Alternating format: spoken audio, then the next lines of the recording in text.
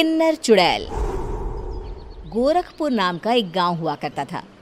उस गांव में ज्यादा लोग नहीं रहते थे। उस गांव में एक गर्भवती विधवा औरत रहती थी। उस औरत का नाम कमला था। कमला अपने घर में अकेली रहती थी।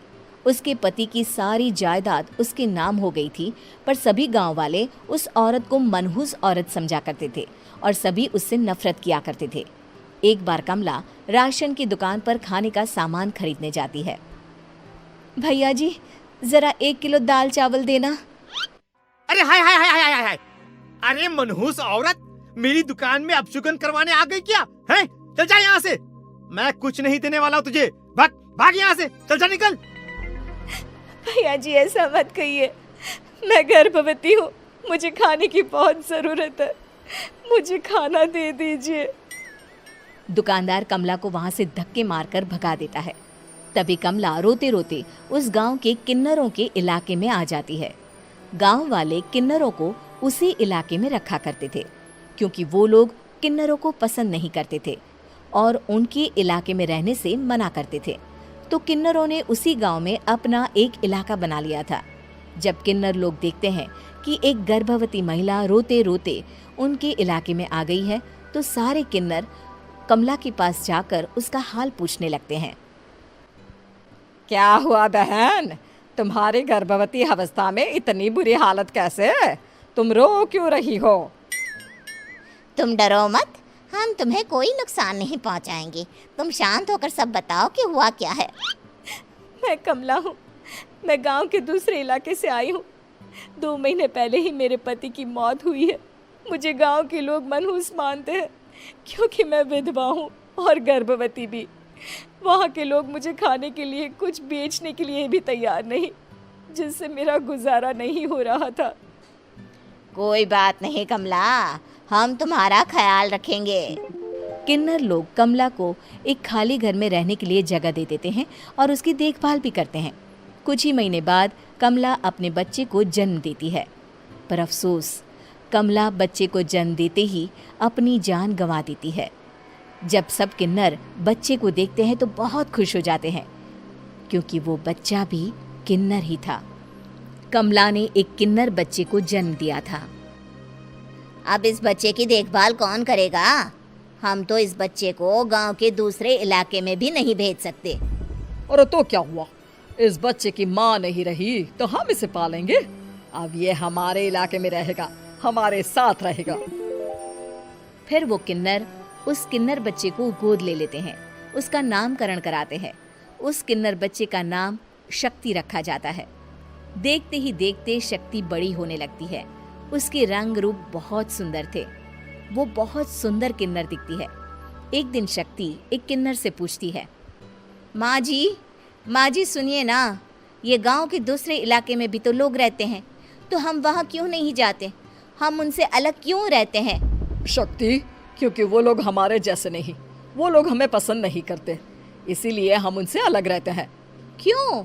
वो हमें क्यों पसंद नहीं करते? मुझे एक बार उस इलाके में जाना है। मैं एक बार वहाँ जाकर घूम कर आऊँ।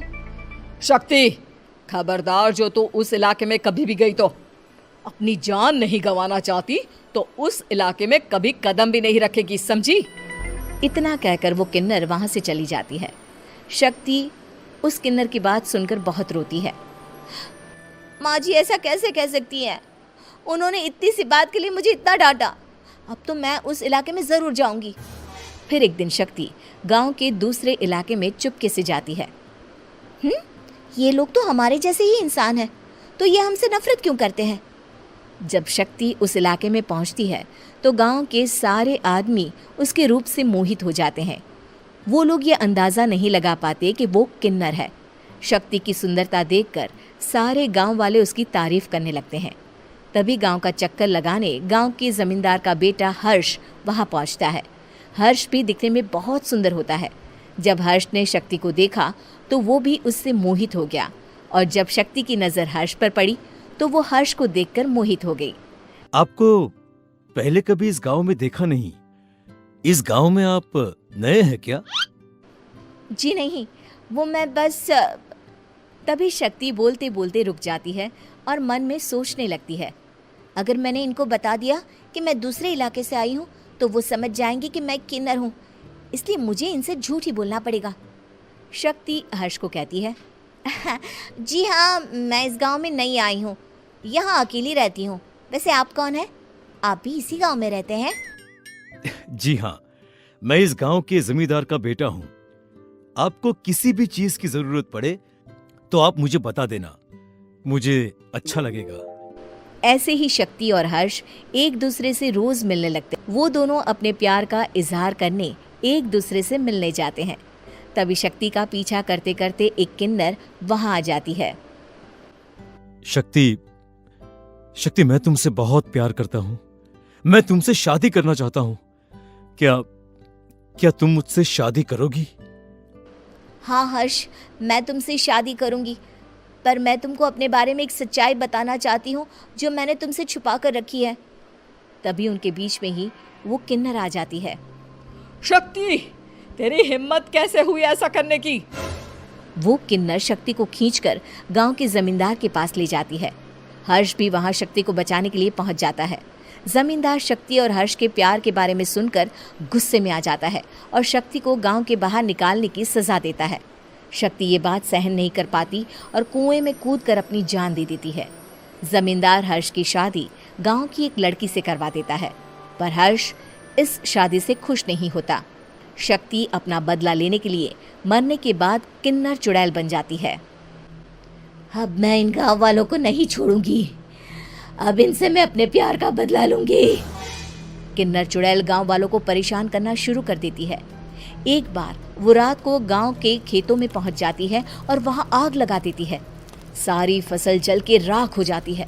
जब एक आदमी रात को उठकर देखता है कि खेत में आग लग गई है तो वो वहां पहुंच जाता है। वो देखता है कि खेतों के बीचों बीच एक किन्नर चुड़ैल खड़ी है और वहां खड़े होकर ताली बजा रही है। गांव वाला किन्नर चुड़ैल को देखकर बेहोश हो जाता है। जब सुबह उस आदमी को होश आता है तो वो सीधा जमींदार के पास जाता है। अरे जमींदार साहब, अरे वो किन्नर चुड़ैल ने मेरी सारी फसल जला दी। अब मैं क्या करूंगा? क्या होगा मेरा? जमींदार चुड़ैल किन्नर का नाम सुनते ही सब कुछ समझ जाता है। अब वो बहुत डर जाता है। उसी रात को जब जमींदार डर के मारे अपने कमरे में सो नहीं पाता, तभी वहां अचानक से किन्नर चुड़ैल आ जाती है। किन्नर चुड़ैल जोर जोर से जमींदार के आगे खड़ी होकर हंसने लगती है और ताली बजाने लगती है। जमींदार उस डरावनी किन्नर चुड़ैल को देखकर बहुत डर जाता है। तूने मेरे साथ बहुत बुरा किया, अब मैं तुझे जान से मार दूंगी। नहीं नहीं नहीं नहीं, नहीं। मुझे माफ कर दो, मुझे मत मारो। मैं कभी ऐसा दोबारा नहीं करूंगा। अब तुम जो बोलोगी वही मैं करूंगा।